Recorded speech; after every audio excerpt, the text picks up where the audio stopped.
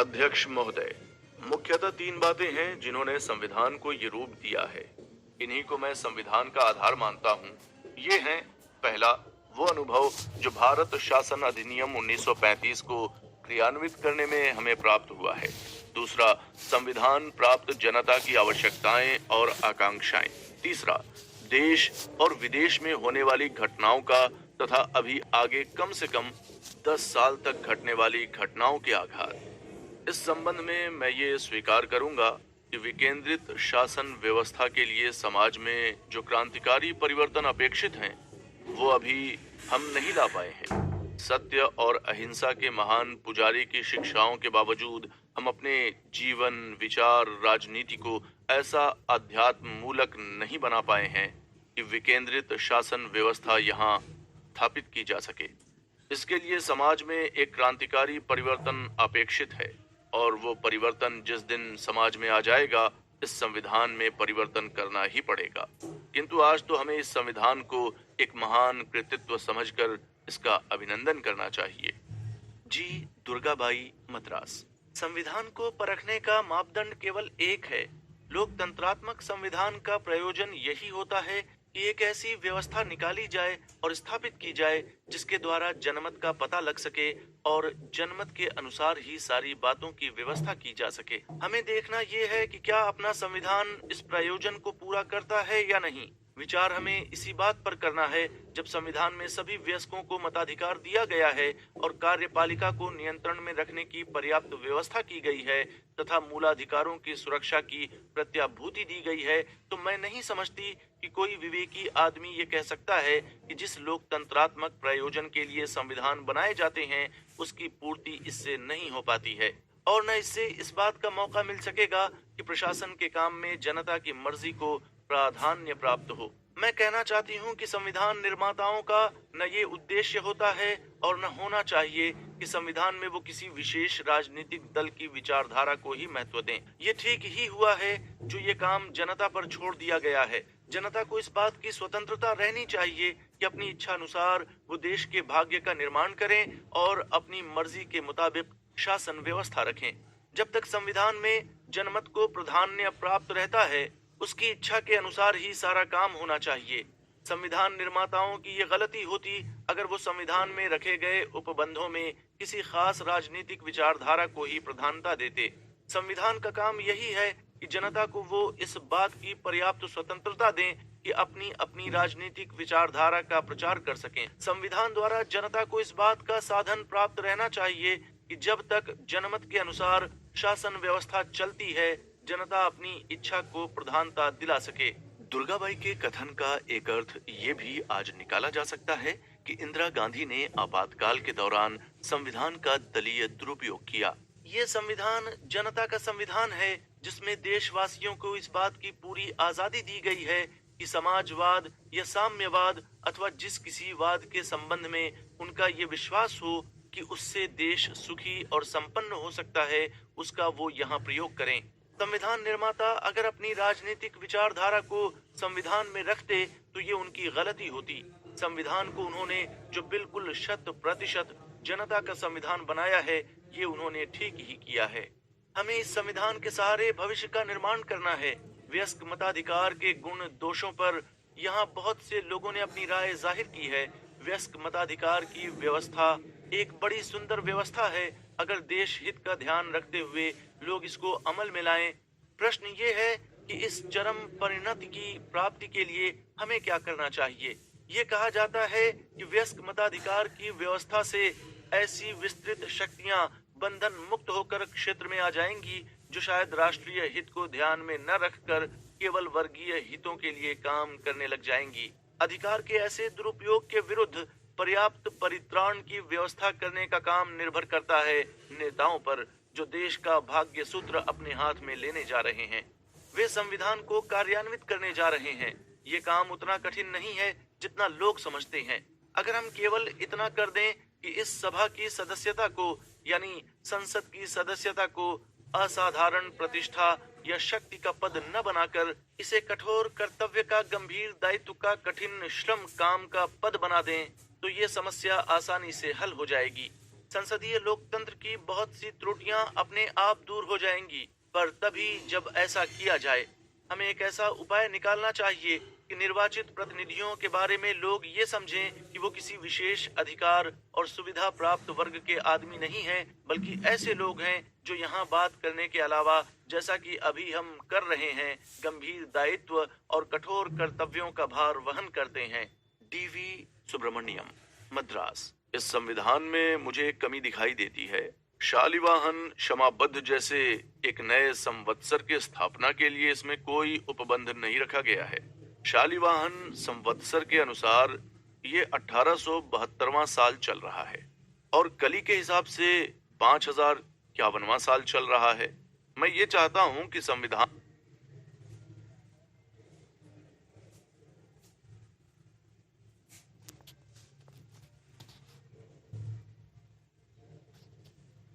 के प्रवर्तन में आने के साथ ही सारे राजकीय प्रयोजनों के लिए हमें गांधी संवत्सर के नाम से एक नया संवत्सर चालू करना चाहिए।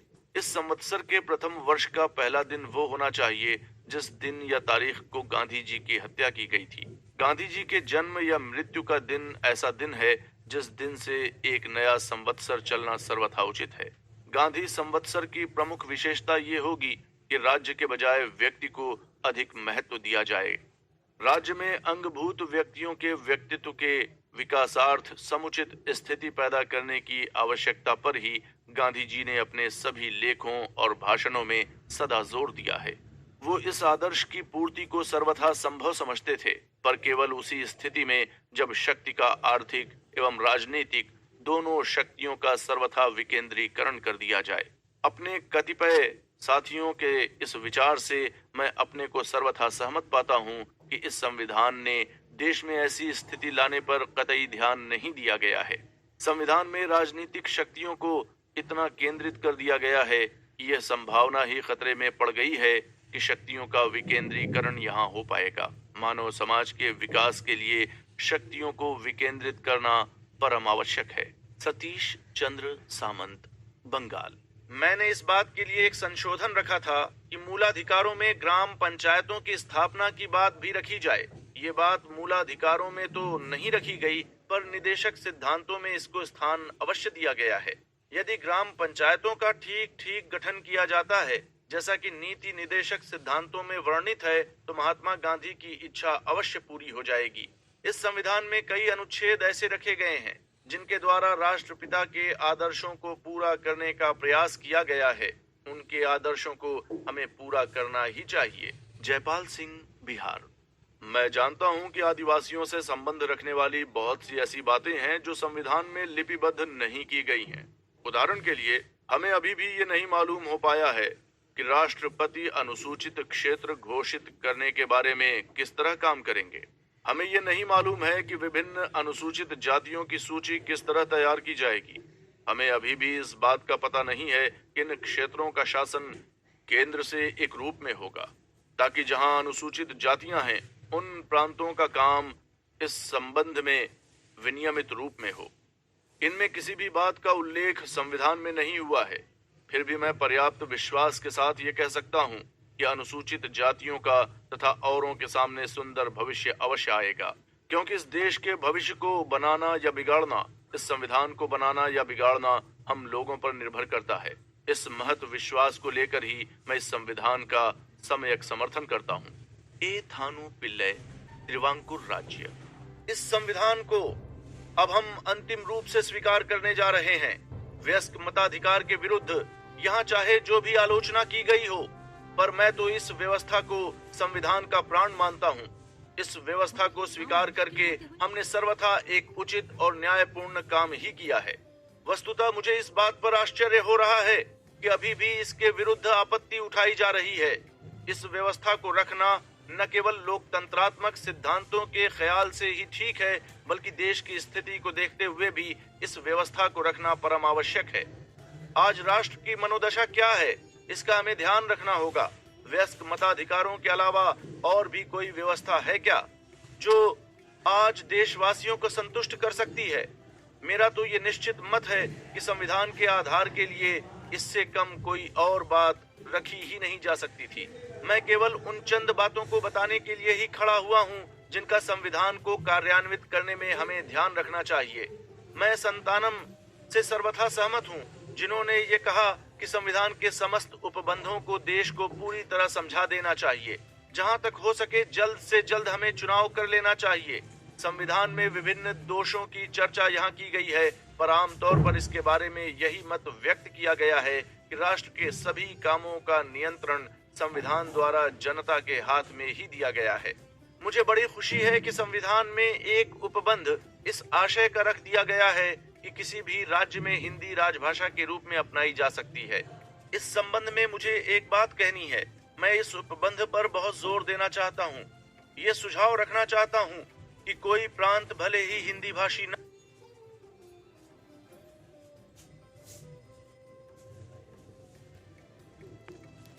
हो, पर शासन संबंधी प्रयोजनों के लिए प्रशासन के उच्च स्तर पर हिंदी को ही हमें अपनाना चाहिए। राष्ट्र के राजनीतिक जीवन में अब हिंदी को वही स्थान मिल जाना चाहिए जो अंग्रेजी को प्राप्त है। मैं जानता हूं कि मेरी इस राय को अहिंदी भाषी प्रांतों में शायद लोग स्वीकार न करें। अपनी इस राय के खिलाफ मैं प्रभावशाली व्यक्तियों को पाता हूं, जिनके हाथ में आज शिक्षा संबंधी कामकाज की बागडोर है, जिनका मत ये है कि प्रांत या राज्य की भाषा ही वहां राजभाषा होनी चाहिए। मैं इन लोगों से सहमत नहीं हूं। मैं ये चाहता हूं कि जब अंग्रेजी को हटाना है तो उसकी जगह हिंदी को ही हमें स्थान देना चाहिए। अंग्रेजों से हमारा कितना ही मतभेद क्यों न रहा हो, पर हमें ये बात नहीं भूलनी चाहिए कि उन्होंने हमारा एक बड़ा भारी उपकार किया है। हम यहाँ आज क्यों समवेत हुए हैं, आप यहाँ मेरी बात क्यों समझ रहे हैं और आपकी बात को मैं क्यों समझ पा रहा हूँ, इसका कारण ये है कि हम सब ने यहाँ एक भाषा अपना रखी है। हम सब अंग्रेजी के जरिए ही अपना विचार व्यक्त कर रहे हैं। मैं ये सोच रहा हूँ कि अब हमें अंग्रेजी का स्थान एक भारतीय भाषा को देना चाहिए और वो एकमात्र हिंदी ही हो सकती है। अतः अंग्रेजी का स्थान अब हिंदी को मिलना ही चाहिए। ओपी अलगेशन, मद्रास। संविधान के विरुद्ध एक आलोचना ये है कि इसमें ग्रामों को राजनीतिक इकाई नहीं माना गया है। मेरा ख्याल तो ये है कि व्यस्क मताधिकार की व्यवस्था में अविश्वास का होना ही इस आलोचना का मुख्य कारण है। ग्रामों को इकाई बनाने की बात इसीलिए तो सोची गई थी कि गांव के मतदाता अपनी अपनी पंचायत का चुनाव करें और इन पंचायतों के सदस्य ही केंद्रीय तथा प्रांतीय विधान मंडलों के चुनाव में मतदान करें। किंतु अब ये किया गया है कि गांव के मतदाता ही सीधे अपने प्रतिनिधि चुनेंगे। खुद वही सभी मामलों को सोच समझकर चुनाव का फैसला करेंगे। ग्राम इकाइयां पंचायत का चुनाव करें। पंचायतों के सदस्य विधान मंडलों के प्रतिनिधि को चुनें। ये व्यवस्था तो अप्रत्यक्ष निर्वाचन की व्यवस्था होगी। मैं दावे के साथ कह सकता हूं कि इस व्यवस्था से कहीं अधिक प्रगतिशील व्यवस्था है वो जो अब संविधान में रखी गई है। संविधान के विरुद्ध यही शिकायत नहीं की गई है। इसके विरुद्ध ये भी कहा गया है कि संविधान पर देश की संस्कृति की छाप नहीं पड़ी है। मैं नहीं समझ पाया हूं कि इस शिकायत का ठीक मतलब क्या है। यदि देश की संस्कृति की छाप का ही आपको इतना ख्याल है तो यहाँ संस्कृति से केवल राजतंत्र ही सदा अभिप्रेत रहा है। इस देश में सदा राजतंत्रात्मक व्यवस्था ही प्रचलित रही है। किंतु आज के जमाने में गंभीरता पूर्वक कोई ये सुझाव नहीं रखेगा कि हम राजतंत्रात्मक व्यवस्था की ओर अब वापस चलें। तथ्य ये है कि इस व्यवस्था के जो भी चिन्ह यहाँ बच गए हैं उन्हें हम हटा देने की कोशिश कर रहे हैं। इसलिए ये शिकायत कि संविधान पर देश की संस्कृति की छाप नहीं पड़ी है बिल्कुल निरर्थक है। वस्तुतः इस अभियोग में भावुकता ही भावुकता है, सार की कोई बात नहीं है।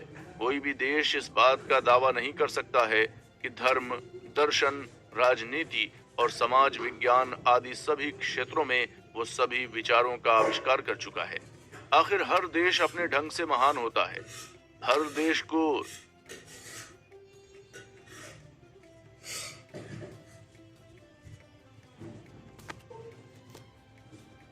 दूसरे देशों से कुछ न कुछ अच्छी बात ग्रहण करनी ही पड़ती है। जिस तरह की पाश्चात्य देशों को हमसे हमारे प्राचीन महर्षियों के धर्म एवं दर्शन संबंधी विचारों को ग्रहण करना पड़ता है, उसी तरह हमें भी अपने देशों से राजनीति और समाज विज्ञान संबंधी पद्धतियों को ग्रहण करना चाहिए। ऐसा करने में कोई खराबी नहीं है। एल कृष्ण स्वामी भारती, मद्रास। श्रीमान, भारत के इतिहास में ऐसी स्मरणीय घटनाएं कभी नहीं हुई जो पिछले 3 वर्षों के इस आपातकाल में यहाँ हुई हैं। जब से हमने संविधान बनाने के इस महान कार्य को आरंभ किया, प्रत्येक व्यक्ति उन परिवर्तनों से प्रभावित हुआ है जो हमारे देश के इतिहास में हुए हैं। इस महत्वपूर्ण काल में 5 बड़ी महत्वपूर्ण स्मरणीय घटनाएं हुई हैं। वो घटनाएं क्रम से इस प्रकार हैं। पहला, हमारे देश का विभाजन। दूसरा, स्वाधीनता प्राप्ति। तीसरा, राष्ट्रपिता महात्मा गांधी का निधन। चौथा, देशी रियासतों के नाम से प्रसिद्ध राज्यों का एकीकरण। और अंतिम पर महत्व में किसी से कम नहीं है, पांचवा, स्वतंत्र भारत के संविधान की रचना। न तो किसी ने इस समूचे के समूचे संविधान को निंदनीय बताया है और न किसी ने इसे पूर्ण रूप से स्वीकार ही किया है। ये सत्य है कि ये एक ऐसी सभा है जिसमें सर्वसम्मत स्वीकृति प्राप्त करना संभव नहीं है। यदि इस संविधान पर गांधी जी आदर्श के मूलाधारों की दृष्टि से विचार किया जाए तो मुझे ये स्वीकार करना पड़ेगा कि ये उस आदर्श तक नहीं पहुंच सका है। कदाचित ये कहना तो गलत है कि इसमें गांधीवादी आदर्श की पूर्ण रूप से उपेक्षा की गई, पर मेरा ये स्पष्ट विचार है कि गांधीवादी आदर्श के आधारभूत तथा मूल सिद्धांत को इस संविधान में बेमन से हिचकते हुए तथा झिझकते हुए रखा गया है। इतना समय नहीं कि विषय को विस्तार पूर्वक लिया जा सके, फिर भी कुछ दृष्टांत मैं प्रस्तुत करूंगा। राष्ट्रीय झंडे से चरखे का हटाना एक ऐसा ही उदाहरण है। मैं जानता हूं कि अपने मृत्यु के समय तक महात्मा गांधी स्वयं इस परिवर्तन से सहमत नहीं हो सके थे। दूसरी बात यह है कि गांधी जी के लोकतंत्र के विकेंद्रीकरण के विचार को मूर्त रूप नहीं दिया गया है। जीवन की प्रमुख आवश्यकताओं, खाना और कपड़ा के संबंध में ग्रामीण स्तर की आर्थिक आत्मनिर्भरता के गांधी जी के आदर्श को न इस संविधान में रखा गया है और न उस पर जोर दिया गया है। तीसरी बात यह है कि पदाधिकारियों का उच्च वेतन गांधी जी के दृष्टिकोण से सर्वथा विरुद्ध है। चौथी बात यह है कि नमक कर संवैधानिक रूप से प्रतिसिद्ध किया गया है और अंतिम होने से इसका महत्व कम नहीं हो जाता है। बात यह है कि राज्य की भाषा के संबंध में गांधी जी की इच्छाओं की पूर्ण उपेक्षा की गई है। इन विषयों के विस्तार में मैं नहीं जाना चाहता हूँ। हर गोविंद पंत, संयुक्त प्रांत। अध्यक्ष महोदय, मैं पंडित अंबेडकर महोदय के प्रस्ताव का समर्थन करने के लिए यहाँ उपस्थित हुआ हूँ। मैं पंडित शब्द का प्रयोग जानबूझकर कर रहा हूँ क्योंकि डॉक्टर अंबेडकर द्वारा इस संविधान की पांडुलिपि की रचना, उसका प्रतिपादन तथा युक्ति युक्त समर्थन जिस पांडित्य के साथ इस भवन में किया गया है वो किसी से छिपा हुआ नहीं है। उन्हें इस पद का अधिकारी सिद्ध करता है। इतना ही नहीं, उनके पांडित्य से प्रभावित होकर हमारे कतिपय सदस्यों ने उन्हें मनु भगवान का पद दे देने तक की कृपा की है। ये वैवस्वत नाम का मनवंतर है। एक मनवंतर में 72 चतुर्युगी अर्थात चौकड़ी होती है। वैवस्वत नाम के 7वें मनु की 28वीं चौकड़ी का समय चल रहा है। इसमें नए मनु की स्थापना करना शायद एक वैधानिक संकट उपस्थित करेगा। इसलिए मैं समझता हूँ कि मनु नहीं, उप मनु की उपाधि दी जा सकती है। पर इस संबंध में एक बात विचारणीय ये है कि इस संविधान के बनाने में 8 मनुओं का योग रहा है। अतः यदि इन सबको ही हम अष्ट उप मनु कहें तो अनुचित नहीं होगा। मैं वर्तमान संविधान के दीर्घायु होने की आशा करता हूँ। मुझे तो इतना ही कहना है कि ये जो संविधान बना है वो सबके समझौते से बना है। हमारे संविधान में धर्म के लिए क्या स्थान है ये बतलाने की मुझे आवश्यकता नहीं है। जहाँ धर्म का ही स्थान इस प्रकार संदिग्ध हो वहाँ मोक्ष की चर्चा करनी और भी अनावश्यक है। शेष रह जाते हैं अर्थ और काम। इन दोनों की हमारे संविधान में उचित ही व्यवस्था की गई है। सबको उनकी प्राप्ति का समान अधिकारी माना गया है। प्राचीन भारत तो ये मानता आया है दोनों दुनिया में भलाई धर्म के ही आधार पर मिल सकती है।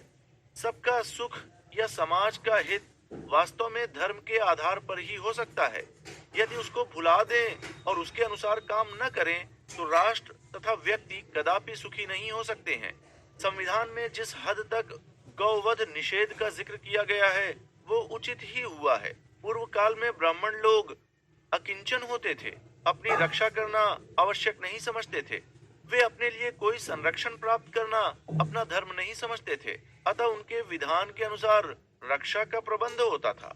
वर्तमान संविधान में परिगणित जातियों और कबीलों का संरक्षण कुछ समय के लिए रखा गया है, उनका संरक्षण भी जरूरी था, क्योंकि वो भी अपना खुद संरक्षण नहीं कर सकते।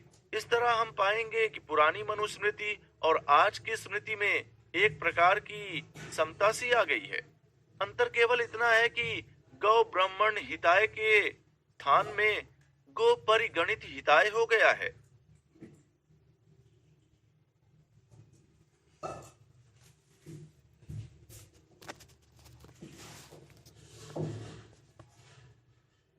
अतः मनुस्मृति के विरुद्ध प्रदर्शन उचित नहीं थे। खैर, जो भी हो, मैं तो इस विषय में अधिक न कहते हुए इस बात पर जोर दूंगा कि जो संविधान सबकी मर्जी से, सबके समझौते से तैयार हुआ है, उसकी हम पूर्णतया रक्षा करें। इसमें हमने बालिग मताधिकार रखकर एक बड़ा सुंदर कार्य किया है। दूसरी विभूति हमें मूलाधिकार के रूप में प्रस्तुत हुई है और तीसरी हमें हासिल हुई है। यह जो पृथक निर्वाचन का तरीका था, उसका खात्मा हो गया है। ये हमारे लिए तीसरी निधि प्राप्त हुई है। राष्ट्रभाषा हिंदी होगी, यह चौथी निधि हमें प्राप्त हुई है। इन्हीं चार निधियों को हम चतुर्वर्ग की प्राप्ति मान सकते हैं। तिब्बत पर चीन के साम्राज्यवादियों की नजर पड़ने लगी है और तिब्बत हमारे इस प्रदेश से बिल्कुल मिला हुआ है।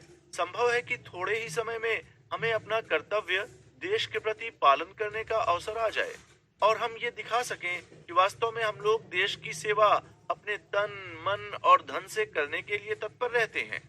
सारंगधर दास, उड़ीसा। अध्यक्ष महोदय, इस संविधान को मैं पूर्ण समर्थन नहीं दे सकता हूँ, क्योंकि ये कोई क्रांतिकारी संविधान नहीं है। इस संविधान के अनुसार देश का वर्तमान सामाजिक और आर्थिक ढांचा ज्यों का त्यों बना ही रहेगा, पर इसके कुछ दोष ऐसे हैं जो बिल्कुल प्रत्यक्ष हैं।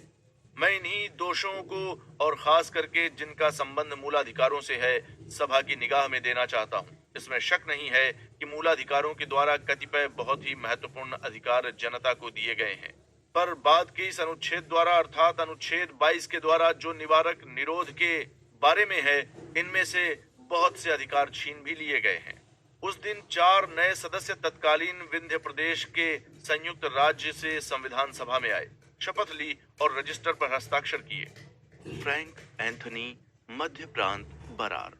अपनी दाहिनी ओर बैठे हुए अपने माननीय मित्र डॉक्टर अंबेडकर की विशेष रूप से प्रशंसा करना चाहता हूँ।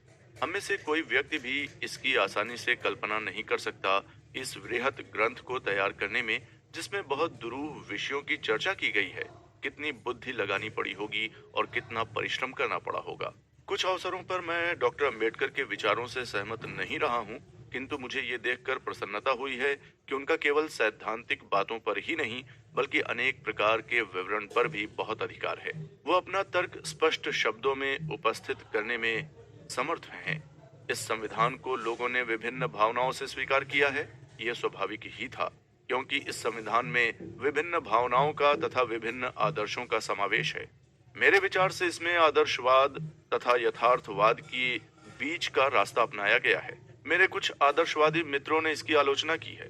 वो चाहते थे कि इसमें इंजील यानी देवदूत के 10 आदेशों के समान आदर्शवादी बातें ही होती, किंतु व्यवहार में प्रशासन और राजनीति की कठिनाइयों का सामना करना पड़ता है। इस दृष्टि से उनका कुछ भी महत्व न रह जाता। Doctor B Pattabhi, Sitaramayya, Madras. अध्यक्ष महोदय, जो व्यक्ति बहुत बातूनी होता है, उसके लिए सीमित समय में अपनी बात समाप्त करना बहुत कठिन हो जाता है, विशेषतया जबकि ये सभा अपना विचार विमर्श समाप्त करने वाली ही हो, तो ये कठिनाई और भी बढ़ जाती है। चूंकि अब हम विचार विमर्श समाप्त करने वाले हैं, इसलिए अब बोलने में मैं कुछ घबराहट का अनुभव कर रहा हूँ। मुख्यतः इसलिए कि मुझे थोड़े ही समय में अपना भाषण समाप्त कर देना है। मैं सारी स्थिति का सिंहावलोकन करना चाहता था, किंतु इसके लिए अब समय नहीं है। आपको स्मरण होगा कि एक समय हम किस प्रकार की अटपटी बातें करते थे। 1927 में हम संविधान सभा के संबंध में स्पष्ट भाषा